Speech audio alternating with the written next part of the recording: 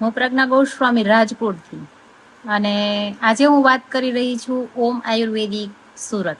માઇગ્રેનનો problem એટલી હદ સુધી હતો કે તેની વાત જ ન પૂછો. હું ઘણી જગ્યાએ કેટલી જગ્યા મેં ફરી લીધી, ઘણી બધી મેડિસિન ટ્રાય કરી છે, પણ મને ક્યાંયથી રાહત નથી મળતી. પ્લસ મને સાંધાનો પગનો દુખાવો અને હારે મને ઓવરવેઇટનો પ્રોબ્લેમ હતો.